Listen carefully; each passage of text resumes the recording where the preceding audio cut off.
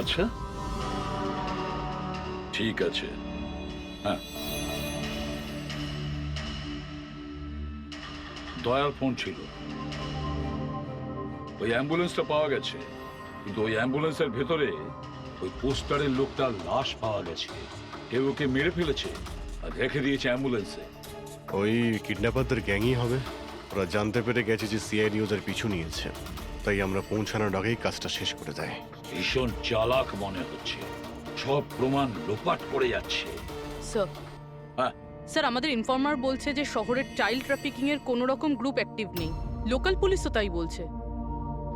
পুরবি একটা কথা মনে রেখো, লোকাল পুলিশ আর ইনফর্মাররা জানে না তার মানে এই নয় যে এরকম গ্যাং অ্যাক্টিভ নয় এই শহরে। এরা কি সারা শহরে গেয়ে বেড়াবে যে আমরা চাইল্ড কিডন্যাপ করি, চাইল্ড কিডন্যাপ করি? না, এটা ওরা এমন দেখায় যেন অন্য কাজ করছে।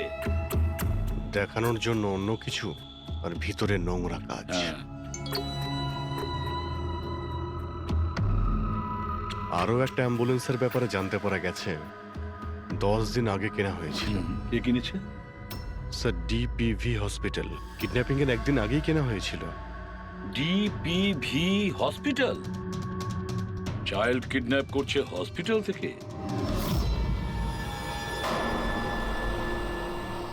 স্যার, আপনারা তো বলছিলেন অ্যাম্বুলেন্সে কিছু লেখা ছিল না, কিন্তু আমাদের পেন্টিং তো অনেকদিন আগে হয়ে গেছে। আর স্যার, আপনারা কেন হসপিটালকে বদনাম করছেন? আপনারা এরকম ভাবলেনই বা কি করে যে ডিপিবি হসপিটাল এরকম কিছু করতে পারে? তাছাড়া আপনারা জানেন না স্যার, আমাদের ম্যানেজমেন্ট খুবই স্ট্রিক্ট, আর ম্যানেজমেন্টের পারমিশন ছাড়া এখান থেকে অ্যাম্বুলেন্স বাইরে যেতেই পারে না। আচ্ছা, এটাও তো হতে পারে যে বেআইনি যা কিছু এখানে হচ্ছে সেটা ম্যানেজমেন্টের কাছে কোনো খবর নেই। কি? তাও স্যার, এরকম করাটা অসম্ভব। এরকমও তো হতে পারে এখানে কেউ কাজ করে, সে লুকিয়ে কিডন্যাপিং এর সাথেও যুক্ত। আপনারা সিআইডির অফিসার, আপনাদের যা করার আপনারা করতে পারেন। যদি আপনাদের সন্দেহ হয় তাহলে আপনারা হাসপাতালে সিসিটিভি ফুটেজও চেক করতে পারেন। সে তো আমরা করবই। আমার তো মনে হচ্ছে যে দয়া যে অ্যাম্বুলেন্সটা পেয়েছিল সেটা এই হসপিটালের নয়।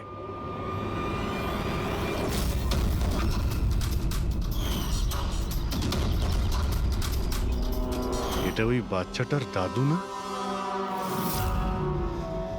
এখানে কি করছে?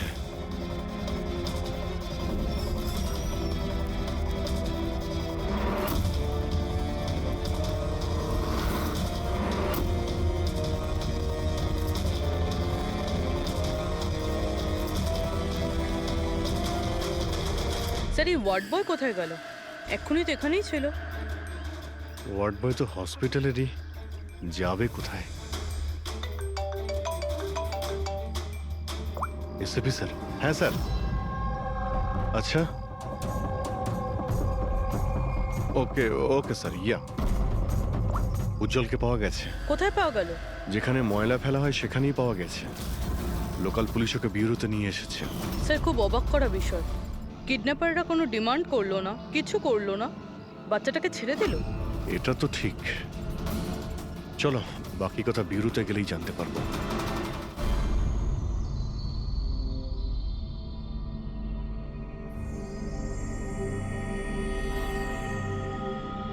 উজ্জ্বল, উজ্জ্বল বাবা, মনে করো, তুমি মনে করে বলো না ওরা তোমাকে কোথায় নিয়ে গিয়েছিল। মনে করো। এসিপি আঙ্কেল, আমার কিচ্ছু মনে পড়ছে না, কিচ্ছু না। উজ্জ্বল, এভাবে বলেন না বাবা। দেখো, মনে করার চেষ্টা করো, কোথায় নিয়ে গেছিল ওরা তোমাকে? না এসিপি আঙ্কেল, আমার কিচ্ছু মনে পড়ছে না। এভাবে বলে না বাবা, তোমাকে মনে করার চেষ্টা করতে হবে।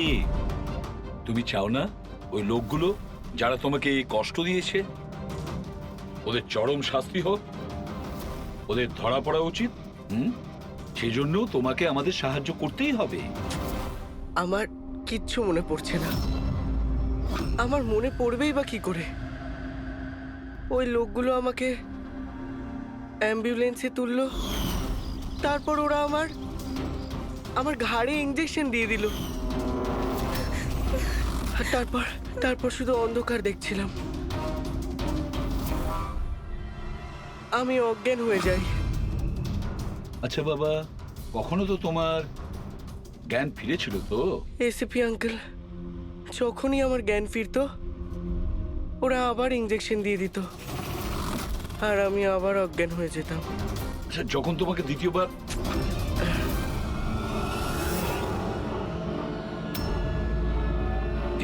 তোমাকে অজ্ঞান হওয়ার ইঞ্জেকশন দিয়েছিল, আচ্ছা তখন কি তুমি কাউকে দেখেছিলে? আবছা করে কাউকে দেখেছিলে? তাছাড়া হয়তো মনে করো, ধরো ওদের কথা শুনেছো তুমি, কোনো নাম মনে পড়ছে কি যেটা ওরা বলেছিল? কোনো জায়গার নাম বা অন্য কোনো নাম যেটা তোমার মনে পড়ে? তুই রমনার ঠিকানা জানিস না? পাঠা ওকে। রমনা নামটা বারবার ওরা এই নামটা বলছিল। রামোনা? এই নাম রামোনা। জল, আর একটু মনে করে বলো, যেখানে লোকে ময়লা ফেলে, ময়লা তুলে, গার্বেজ ডাম্পিং গ্রাউন্ডে, সেখানে তুমি কেন গিয়েছিলে? আমাকে ওখানে ঠাকুরদা যেতে বলেছিলেন। তোমার দাদু? ইনি তো ঠাকুরদাই হন, আমার কাকা হন, আমাদের গ্রামেরই মানুষ। উনি এখানে ওনার নাতির চিকিৎসা করাতে এসেছেন। উজ্জ্বল, দাদু তোমাকে ডাম্পিং গ্রাউন্ডে কেন যেতে বলেছিলেন? কেন যেতে বলেছিলেন দাদু? ওনার নাতির জন্য কোনো এক সাধু বাবার থেকে ভেষজ ওষুধ আনার জন্য। ভেষজ ওষুধ? মানেটা কি? তাহলে উনি হসপিটালে কি করতে গিয়েছিলেন যদি এগুলো দিয়েই চিকিৎসা করানো ছিল? আরে আপনারা কাকাকে এত সন্দেহ করছেন কেন? ওনার নাতি ওখানে ভর্তি আছে। স্যার, আমি আমার ছেলেকে নিয়ে বাড়ি যেতে পারি? না ম্যাম, এক মিনিট, আগে কিছু টেস্ট করে নিই, তারপরে আপনারা নিয়ে যাবেন। দেখুন স্যার, আমাদের বাচ্চা ঠিকঠাকভাবে বাড়িতে ফিরে এসেছে, তাহলে চেক আপের কি দরকার? দেখুন, এর বিশ্রামের প্রয়োজন, প্লিজ। দেখুন স্যার, বাচ্চা ঠিক আছে, ভালো কথা, কিন্তু কিছু প্রসিডিওর আছে, আমাদের কিছু নিয়ম আছে, সেগুলো পালন করতে হবে, টেস্ট তো করতেই হবে।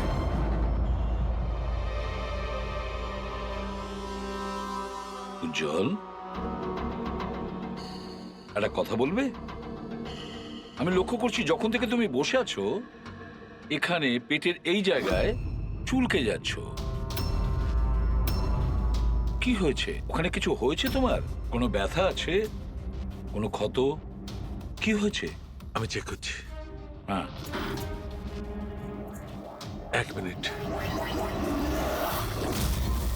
মাই গড, মাই গড! এই এই চিহ্নটা কিসের? এ তো অপারেশনের চিহ্ন। বাচ্চাটার পেট কাটা হয়েছে আর সেলাই করা হয়েছে। এবারে বুঝতে পারছেন মেডিকেল চেক আপের কেন দরকার? বস, বস, এটা একদম কিডনির কাছে, একে আল্ট্রাসাউন্ড করতে হবে। দেখো সালুকে, যা কিছু করার তাড়াতাড়ি করো। আমি কে নিয়ে যাচ্ছি, এসো হ্যাঁ। বাবা। দেখুন ওর কি হলো, তুমি একটা কিছু করো না। শান্ত শান্ত। আমি কিন্তু ভয় পাচ্ছি অভিজিৎ, বাচ্চাটার পেটের ভেতর থেকে কোনো অর্গান লুকিয়ে বের করে নেয়নি তো ওরা? আমাকে কাকা একদিন বলছিল যে ওনার নাতির কিডনি ট্রান্সপ্ল্যান্ট করাতে হবে। পুরবি, চেক করে দেখো তো উনি এখন হসপিটালে আছেন কিনা। স্যার, বিশ্বাসই হচ্ছে না, কাকা এরকম করতে পারে আমার ছেলের সাথে। উনি করেননি, হয়তো কাউকে দিয়ে করিয়েছেন। স্যার, স্যার আমার তো মনে হচ্ছে ডিপিভি হসপিটালে কোনো অর্গান ট্রান্সপ্লান্টের কোনো র্যাকেট চলছে। মহিপাল বাবুর নাতির চিকিৎসাও ওখানেই চলছিল, আর উনি একজন ওয়ার্ড বয়কে কিছু টাকা দিচ্ছিলেন, ওর সঙ্গে কথা বলছিলেন কোনো কাজ করার জন্য। ও স্যার, হ্যাঁ, এক্ষুনি হসপিটাল থেকে খবর পেয়েছি যে মহিপাল বাবুর নাতি দুদিন আগেই ডিসচার্জ হয়েছে। ওই দেখো, কাজ শেষ আর মহিপাল বাবু সেখান থেকে উধাও। ওই ওয়ার্ড বয়ের ব্যাপারে জানতে পারলে কিছু? হ্যাঁ স্যার, ওর নাম গোপাল, আর ও ওখানে টেম্পোরারি বেসিসে কাজ করে। এই মুহূর্তে কোথায়? স্যার হয়তো ঘরে, কারণ ও হাফ বেলার ছুটি নিয়ে বাড়িতে গেছে, এটা বলে যে ওর নাকি শরীর খারাপ। শরীর খারাপ? ওর অ্যাড্রেস নিয়েছো? হ্যাঁ স্যার। গোপাল, গোপাল।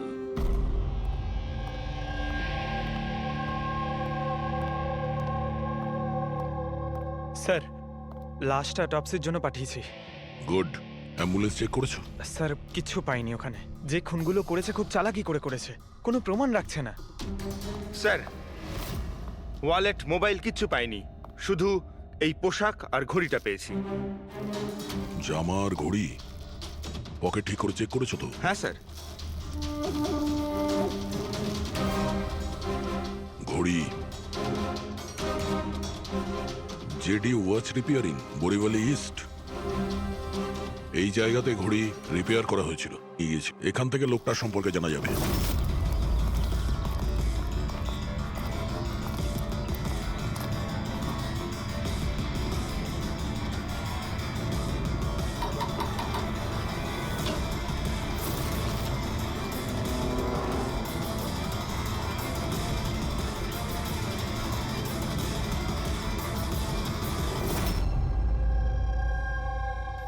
বস, হ্যাঁ, বস, আমাদের আন্দাজ তো একদম ভুল বের হলো।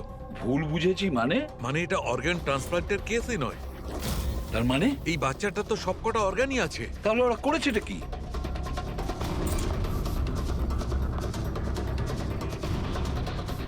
এই দেখো বস, আমি বলছি, এখানে সার্জারি করা হয়েছে আর এইখানে এইগুলো হচ্ছে স্টিচ। এটা একদম তাজা, তার মানে এই স্টিচগুলো এক্ষুনি করা হয়েছে, রিসেন্ট। কিন্তু মন দিয়ে দেখো বস, এই সার্জারি চিহ্নটার পাশে কোনো কোনো স্টিচের ঠিক গায়ে অন্য কোনো চিহ্ন আছে। এই চিহ্নটা হচ্ছে আগের স্টিচের, তার মানে ওর এখানে আগেও কাটা হয়েছে আর স্টিচেস করা হয়েছিল, তারপরে স্টিচ কাটা হয়েছিল, তারপর আবার চেরা হয়েছে, তারপর আবার স্টিচ করা হয়েছে, দুবার স্টিচ করা হয়েছে। প্রথমে কেটেছে, তারপরে সেলাই করেছে, আবার কেটেছে, আবার সেলাই করেছে। অথচ দেখো, উজ্জ্বলের শরীর থেকে কোনো অংশ চুরি করে কেটে নেয়নি। তাহলে ওরা কি করতে চেয়েছিল? কেন কাটাছেঁড়া করলো এই বাচ্চাটাকে? আর সেই লোকটাই বা কে? স্যার, হসপিটালের জন্য আর টাকা ছিল না, সেই জন্য নাতিকে এখানে নিয়ে এসেছি। তাহলে এই কথাটা আপনি হেমন্তকে আর সুনিতাকে কেন বলেননি? কি করে বলবো, ওরা তো নিজেরাই এখন খুব চিন্তায় রয়েছে। উজ্জ্বলের মা বলছিল যে আপনি নাকি কিডনি ট্রান্সপ্ল্যান্টের ব্যাপারে কথা বলছিলেন। হ্যাঁ, কথা বলছিলাম। আমার নাতির কিডনি খারাপ হয়ে গেছে, সেই কথাটা আমি ওদের বলবো না তো আর কাকে বলবো? এই শহরে ওরা ছাড়া আমার পরিচিত আর আছেই বা কে? আর আপনারা আমার সম্পর্কে এরকম ভাবছেন আমি এই কাজ করব? ওরা দুজনেও তাহলে আপনাদের কথা বিশ্বাস করলো যে আমি ওদের ছেলের সঙ্গে কিছু খারাপ কাজ করতে পারি? আরে ওরা তো আমার একই গ্রামের, আমার ভীষণ আপন। ওরা আপনার গ্রামের, আপনার বাড়ির লোক, তাহলে আপনি ওদের বাড়িতে না থেকে এখানে এই ওয়ার্ড বয়ের বাড়িতে কি করছেন? আরে স্যার, আমি ওদের সঙ্গেই থাকতাম, ওরা যদি নিজেরা বিপদে না থাকতো। বেচারা ওয়ার্ড বয় ওর ঘরটা আমাকে থাকবার জন্য দিয়েছে। আমি এখানেই থাকতে চাই, জানি না কবে একজন ডোনার পাবো আর আমার নাতির জীবনটা বেঁচে যাবে। আজকে পার্কিংয়ে ওয়ার্ড বয়কে কোন কাজের টাকা দিচ্ছিলেন? আরে ঘর ভাড়া হিসেবে ওকে টাকা দিচ্ছিলাম। আপনাদের বিশ্বাস না হলে ও ফিরে এলে ওকে জিজ্ঞেস করবেন। ওকে তো জিজ্ঞাসা করবই। আপাতত আমরা আসছি, প্রয়োজন পড়লে আপনার সঙ্গে আবার দেখা করতে আসবো, খেয়াল রাখবেন।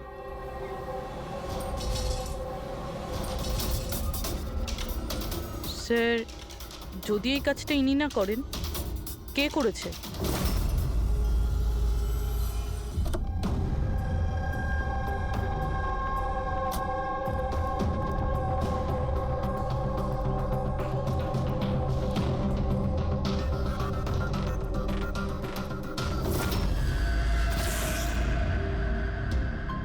স্যার এটা তো আমাদের দোকানেরই ঘড়ি, এখানেই রিপেয়ার হয়েছিল। একে দেখেছেন নাকি?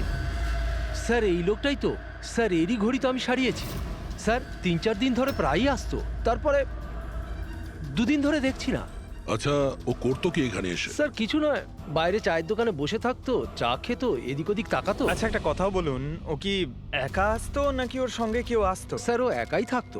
এ কখন আসতো আর কখন যেত? স্যার সকাল 9টায় আসতো, তারপর 12টায় গিয়ে আবার 3টায় আসতো, তারপর সন্ধেবেলা যেত। আচ্ছা আপনি আশেপাশে কোথাও শুনেছেন যে কিডন্যাপিং হয়েছে বা এমন কিছু? না তো স্যার, ওরকম কিছু শুনিনি। স্যার ও এখানে আসতো কিন্তু এখানে কিছু করেনি। হতে পারে করার সুযোগ পায়নি বা করতে যাবে, সেই কারণে এই জায়গাটা রেকি করতে আসতো। স্যার সেসব না হয় বুঝলাম, কিন্তু এই 9টা আর 3টের অর্থটা কি? এখানে আশেপাশে কোনো স্কুল আছে? 9টার সময় স্কুল খোলে, 3টের সময় ছুটি হয়ে যায়। আচ্ছা, এখানে আশেপাশে কোনো স্কুল আছে? হ্যাঁ স্যার, স্যার পাশের গলিতেই একটা ছেলেদের স্কুল আছে। Thank you.